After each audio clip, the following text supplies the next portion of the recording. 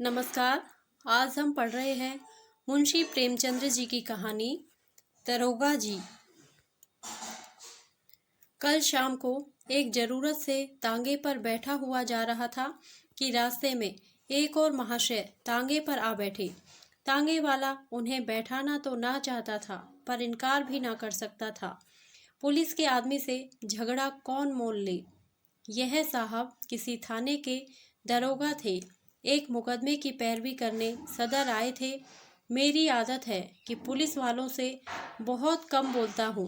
सच पूछिए तो मुझे उनकी सूरत से नफरत है। उनके हाथों प्रजा को कितने कष्ट उठाने पड़ते हैं, इसका अनुभव इस जीवन में कई बार कर चुका हूँ। मैं जरा एक तरफ खिसक गया और मुंह फेरकर दूसरी ओर देखने लगा कि दरोगा जी बोले, जनाब, यह आम शिकायत है कि पुलिस वाले बहुत रिश्वत लेते हैं, लेकिन यह कोई नहीं देखता कि पुलिस वाले रिश्वत लेने के लिए कितने मजबूर किए जाते हैं।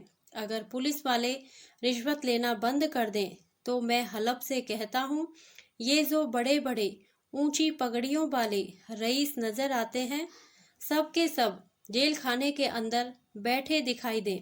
अगर हर एक मामले का चालान करने लगे तो दुनिया पुलिस वालों को और भी बदनाम करे। आपको यकीन ना आएगा जनाब, रुपये की थैलियाँ गले लगाई जाती हैं। हम 1000 इनकार करें, पर चारों तरफ से ऐसे दबाव पड़ते हैं कि लाचार होकर लेना ही पड़ता है। मैंने उपहास के भाव से कहा, जो काम रुपए लेकर किया जाता है वही काम बिना रुपए लिए भी तो किया जा सकता है। दरोगा जी हंसकर बोले, वह तो गुना बेलज्जत होगा बंदा परवर। पुलिस का आदमी इतना कट्टर देवता नहीं होता, और मेरा ख्याल है कि शायद कोई इंसान भी इतना बेलौस नहीं हो सकता। और सींगों के लोगों को भी देखता हूँ, मुझे तो कोई देवता ना मिला। मैं अभी इसका कुछ जवाब दे ही रहा था कि एक मियाँ साहब लंबी अचकन पहने, तुर्की टोपी लगाए, तांगे के सामने से निकले। दरोगा जी ने उन्हें देखते ही झुककर सलाम किया, और शायद मिजाज शरीफ पूछना चाहते थे कि उस भले आदमी ने सलाम का जवाब गालियों से देना शुरू किया। जब तांगा कई कदम आगे निकल आया तो वह एक पत्थर लेकर तांगे के पीछे दौड़ा। तांगे वाले ने घोड़े को तेज किया। उस भले मानुस ने भी कदम तेज किए और पत्थर फेंका। मेरा सिर बाल बाल बच गया। उसने दूसरा पत्थर उठाया, वह हमारे सामने आकर गिरा। तीसरा पत्थर इतनी जोर से आया कि दरोगा जी के घुटने में बड़ी चोट आई, पर इतनी देर में तांगा इतनी दूर निकल आया था कि हम पत्थरों की मार से दूर हो गए थे। हाँ, गालियों की मार अभी तक जारी थी, जब तक वह आदमी आंखों से ओझल ना हो गया।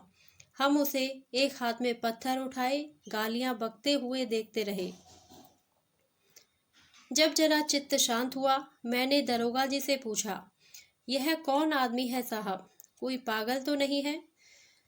दरोगा जी ने घुटने को सहलाते हुए कहा, पागल नहीं है साहब, मेरा पुराना दुश्मन है। मैंने समझा था जालिम पिछली बातें भूल गया होगा, वरना मुझे क्या पड़ी थी कि सलाम करने जाता। मैंने पूछा, आपने इसे किसी मुकदमे में सजा दिलाई होगी? बड़ी लंबी दास्तान है जनाब, बस इतना ही समझ लीजिए कि इसका बस चले तो मुझे जिंदा ही निगल जाए। आप तो शोक की आग को और भड़का रहे हैं। अब तो वह दास्तान सुने बगैर तस्कीन ना होगी। दरोगा जी ने पहलू बदलकर कहा, अच्छी बात है, सुनिए। कई साल हुए मैं सदर में ही तैनात था। बेफिक्री के दिन थे, ताजा खून एक माशूक से आंख लड़ गई। आम दरफ्त शुरू हुई। अब भी जब उस हसीना की याद आती है तो आंखों से आंसू निकल आते हैं। बाजारू औरतों में इतनी हया, इतनी वफा, इतनी मुरब्बत मैंने नहीं देखी। 2 साल उसके साथ इतने लुत्फ से गुजरे कि आज भी उसकी याद करके रोता हूँ। मगर किस्से को बढ़ाऊंगा नहीं, वरन अधूरा ही रह जाएगा। मुख्तसर यह है कि 2 साल के बाद मेरे तबादले का हुक्म आ गया। उस वक्त दिल को जितना सदमा पहुंचा, उसका जिक्र करने के लिए दफ्तर चाहिए। बस यही जी चाहता है कि इस्तीफ़ा दे दूं। उस हसीना ने यह खबर सुनी तो उसकी जान सी निकल गई। सफ़र की तैयारी के लिए मुझे 3 दिन मिले थे। ये 3 दिन हमने मंसूबे बांधने में काटे। उस वक्त मुझे अनुभव हुआ कि औरतों को अकल से खाली समझने में हमने कितनी बड़ी गलती की है। मेरे मंसूबे शेख चिल्ली के से होते थे, कलकत्ते भाग चलें, वहाँ कोई दुकान खोल दें या इसी तरह कोई दूसरी तजवीज़ करता, लेकिन वह यही जवाब देती कि अभी वहाँ जाकर अपना काम करो, जब मकान का बंदोबस्त हो जाए तो मुझे बुला लेना, मैं दौड़ी चली आऊँगी। आखिर जुदाई की घड़ी आ गई। मुझे मालूम होता था कि अब जान ना बचेगी। गाड़ी का वक्त निकला जाता था और मैं उसके पास से उठने का नाम ना लेता था, मगर मैं फिर किस्से को तूल देने लगा। खुलासा यह कि मैं उसे 2-3 दिन में बुलाने का वादा करके रुखसत हुआ, पर अफसोस वे 2-3 दिन कभी ना आए। पहले 10-5 दिन तो अफसरों से मिलने और इलाकों की देखभाल में गुजरे। इसके बाद घर से खत आ गया कि तुम्हारी शादी तय हो गई, रुखसत लेकर चले आओ। शादी की खुशी में उस वफा की देवी की मुझे फिक्र ना रही। शादी करके महीने भर बाद लौटा तो बीबी साथ थी। रही सही याद भी जाती रही। उसने 1 महीने के बाद एक खत भेजा, पर मैंने उसका जवाब ना दिया। डर रहता था कि कहीं एक दिन वह आकर सिर पर सवार ना हो जाए, फिर बीबी को मुंह दिखाने लायक भी ना रह जाऊं। साल भर के बाद मुझे एक काम से सदर आना पड़ा। उस वक्त मुझे उस औरत की याद आई। सोचा जरा चलकर देखना चाहिए किस हालत में है। फौरन अपने खत न भेजने और इतने दिनों तक न आने का जवाब सोच लिया और उसके द्वार पर जा पहुंचा। दरवाज़ा साफ सुथरा था, मकान की हालत भी पहले से अच्छी थी। दिल को खुशी हुई कि इसकी हालत उतनी खराब नहीं है जितनी मैंने समझी थी, और क्यों खराब होने लगी। मुझ जैसे दुनिया में क्या और आदमी ही नहीं है। मैंने दरवाज़ा खटखटाया। अंदर से वह बंद था। आवाज़ आई, कौन है? मैंने कहा, वाह, इतनी जल्दी भूल गई। मैं हूँ, बशीर। कोई जवाब ना मिला। आवाज़ उसी की थी, इसमें शक नहीं। फिर दरवाज़ा क्यों नहीं खोलती? ज़रूर मुझसे नाराज़ है। मैंने फिर किवाड़ खटखटाए और लगा अपनी मुसीबतों का किस्सा सुनाने। कोई 15 मिनट के बाद दरवाज़ा खुला। हसीना ने मुझे इशारे से अंदर बुलाया और चट किवाड़ बंद कर लिए। मैंने कहा, मैं तुमसे मुआफ़ी मांगने आया हूँ। यहाँ से जाकर मैं बड़ी मुश्किल में फंस गया। इलाका इतना ख़राब है कि दम मारने की मोहलत नहीं मिलती। हसीना ने मेरी तरफ ना देखकर ज़मीन की तरफ ताकते हुए कहा, मुआफ़ी किस बात की? तुमसे मेरा निकाह तो हुआ ना था। दिल कहीं और लग गया तो मेरी याद क्यों आती? मुझे तुमसे कोई शिकायत नहीं। जैसा और लोग करते हैं वैसा ही तुमने किया। यही क्या कम है कि इतने दिनों के बाद इधर आ तो गए, रहे तो खैरियत से। किसी तरह जिंदा हूँ। शायद जुदाई में घुलते घुलते यह तौंद निकल आई है। खुदा झूठ ना बुलवाए, तब से दूने हो गए हो। मैंने झेपते हुए कहा, यह सारा बलगम का फिसाद है। भला मोटा मैं क्या होता? उधर का पानी निहायत बलगमी है। तुमने तो मेरी याद ही भुला दी। उसने अब की मेरी ओर तेज निगाहों से देखा और बोली, खत का जवाब तक ना दिया, उल्टी मुझे को इल्ज़ाम देते हो। मैं तुम्हें शुरू से बेवफा समझती थी और तुम वैसे ही निकले। बीबी लाए और मुझे खत तक ना लिखा। मैंने ताज्जुब से पूछा, तुम्हें कैसे मालूम हुआ कि मेरी शादी हो गई? उसने रुखाई से कहा, यह पूछकर क्या करोगे? झूठ तो नहीं कहती। बेवफा बहुत देखे, लेकिन तुम सबसे बढ़कर निकले। तुम्हारी आवाज़ सुनकर जी में तो आया कि दुत्कार दूं, लेकिन यह सोचकर दरवाज़ा खोल दिया कि अपने दरवाजे पर किसी को क्या जलील करूं। मैंने कोट उतारकर खूंटी पर लटका दिया, जूते भी उतार डाले और चारपाई पर लेटकर बोला, लैली देखो, इतनी बेरहमी से पेश ना आओ। मैं तो अपनी खताओं को खुद तस्लीम करता हूँ और इसलिए अब तुमसे मुआफ़ी मांगने आया हूँ। जरा अपने नाजुक हाथों से एक पान तो खिला दो। सच कहना, तुम्हें मेरी याद काहे को आती होगी? कोई और यार मिल गया होगा। लैली पानदान खोलकर पान बनाने लगी कि एकाएक किसी ने किवाड़ खटखटाए। मैंने घबराकर पूछा, यह कौन शैतान आ पहुंचा? हसीना ने होठों पर उंगली रखते हुए कहा, यह मेरे शौहर हैं। तुम्हारी तरफ से जब निराश हो गई तो मैंने इनके साथ निकाह कर लिया। मैंने त्योरियां चढ़ाकर कहा, तो तुमने मुझसे पहले ही क्यों ना बता दिया? मैं उल्टे पांव लौट न जाता। यह नौबत क्यों आती? न जाने कब की यह कसर निकाली। मुझे क्या मालूम कि यह इतने जल्द आ पहुँचेंगे। रोज़ तो पहर रात गए आते हैं। फिर तुम इतनी दूर से आए थे, तुम्हारी कुछ खातिर भी तो करनी थी। यह अच्छी खातिर की। बताओ अब मैं जाऊं कहाँ? मेरी समझ में खुद कुछ नहीं आ रहा। या अल्लाह, किस सजाव में फंसी। इतने में उन साहब ने दरवाज़ा खटखटाया। ऐसा मालूम होता कि किवाड़ तोड़ डालेगा। हसीना के चेहरे पर एक रंग आता था, एक रंग जाता था। बेचारी खड़ी कांप रही थी। बस जबान से यही निकलता था, या अल्लाह रहम कर। बाहर से आवाज़ आई, अरे तुम क्या सरे शाम से सो गई? अभी तो 8 भी नहीं बजे। कहीं सांप तो नहीं सूंघ गया? अल्लाह जानता है, अब और देर की तो किवाड़ चिड़वा डालूंगा। मैंने गिड़गिड़ा कर कहा, खुदा के लिए मेरे छिपने की कोई जगह बताओ।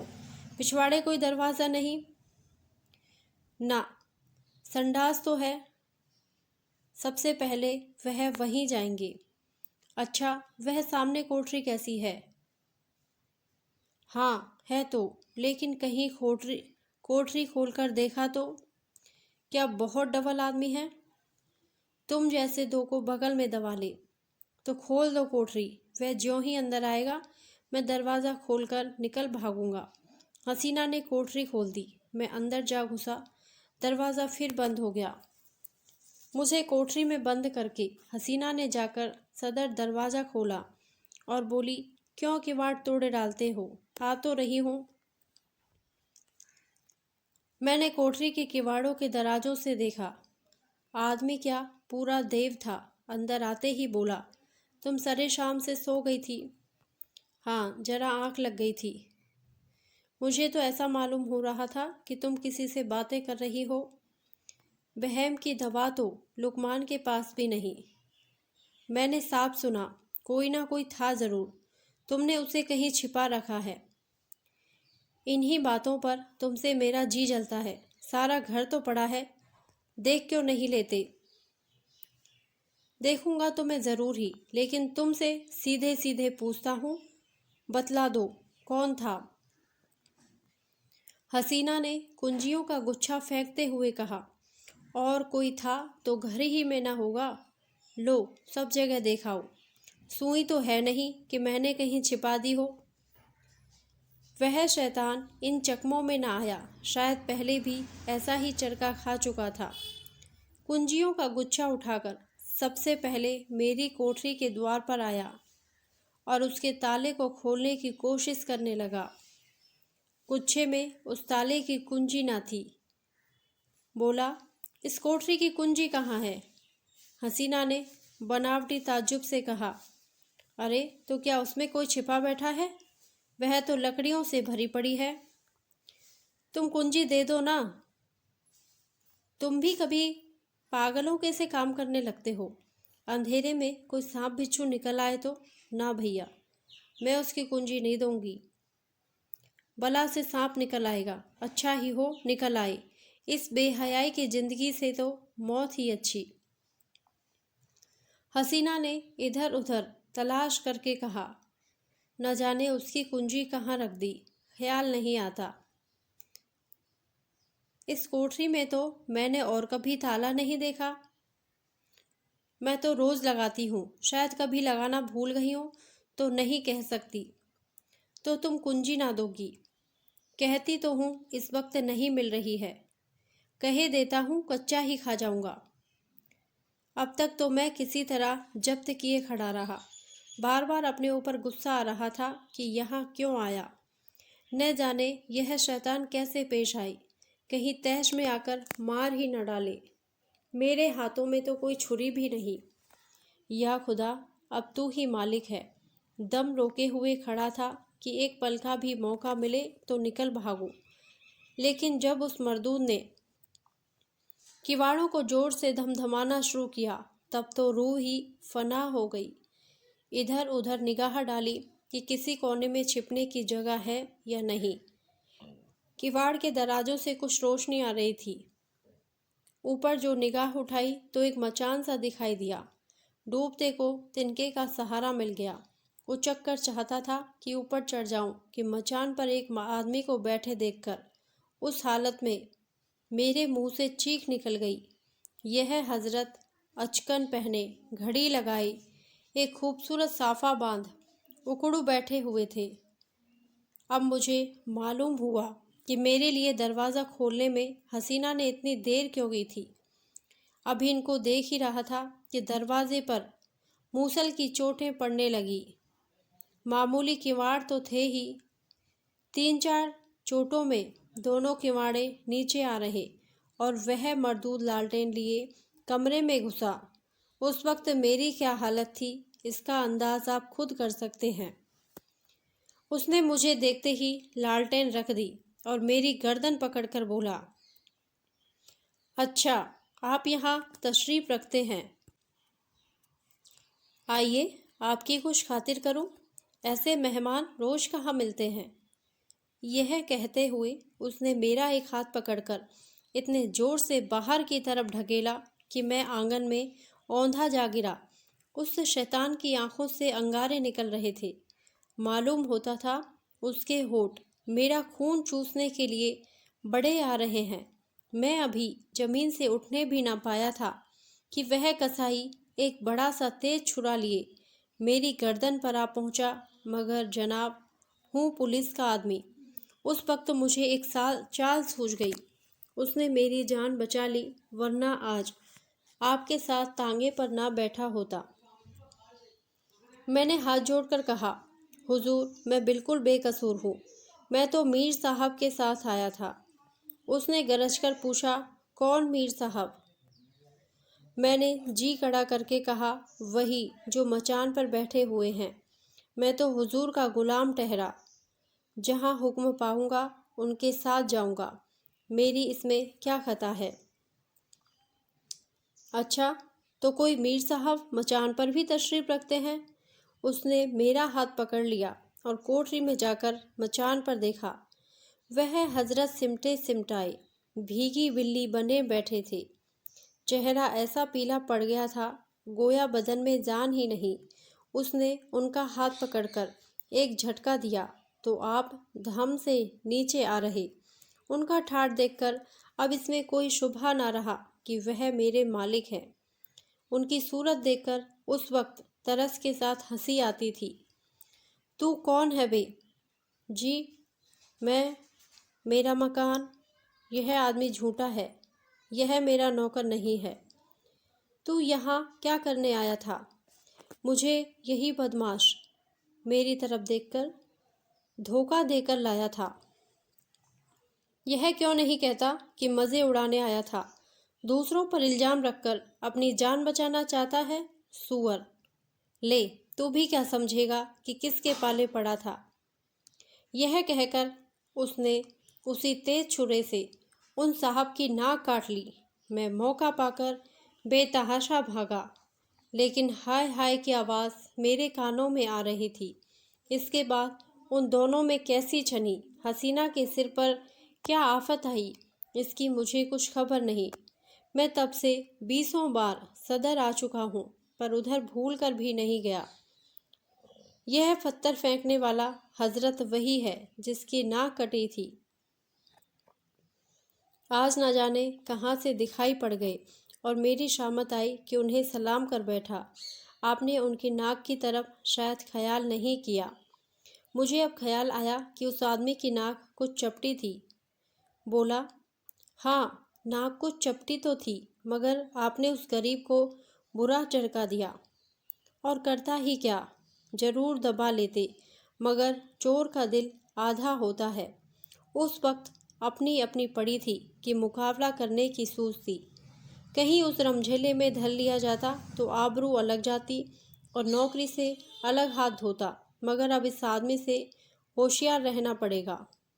इतने में चौक आ गया और हम दोनों ने अपनी अपनी राह ली।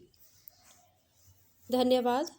यदि आपको यह कहानी अच्छी लगी हो तो प्लीज़ मेरे वीडियो को लाइक करें, शेयर करें और मेरे चैनल को सब्सक्राइब करें। Thank you.